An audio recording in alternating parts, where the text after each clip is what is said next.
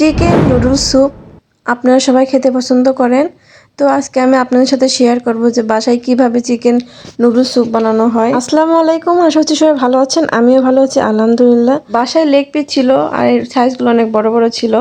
তো আপনারা অন্য মাংস দিয়েও করতে পারেন। আমার কাছে যা ছিল আমি তাই দিয়ে করেছি। মাংসগুলো নিয়ে আমি তারপর দিয়েছি oyster sauce, soya sauce, Maggi sauce, তারপর দিয়েছি সাদা গোলমরিচের গুঁড়ো, আদা রসুন, জিরা বাটা, লবণ, চিকেন পাউডার, চিকেন তান্দুরি মশলা, তারপর গুঁড়া মরিচ, লেবুর রস দিয়েছি। দিয়ে ভালোভাবে মেখে 30 মিনিটের মতো ম্যারিনেট করতে হবে।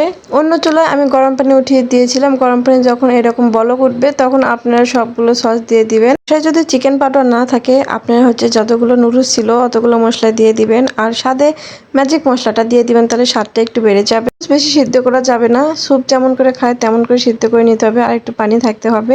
আর এদিকে আমি চিকেনগুলো ভেজে নিব। আমি একবারে দিচ্ছি কারণ আস্তে আস্তে অল্প আছে ভেজে নিতে হবে। চিকেনগুলো যখন এক পাশে হয়ে গিয়েছে আমি অন্য পাশে দিয়ে দিয়েছি। আমার চিকেন নুডলস স্যুপ হয়ে গিয়েছে। তারপর আমি আমার মন মতো সাজিয়ে নিয়েছি। আপনারা আপনাদের মন মতো সাজিয়ে নেবেন।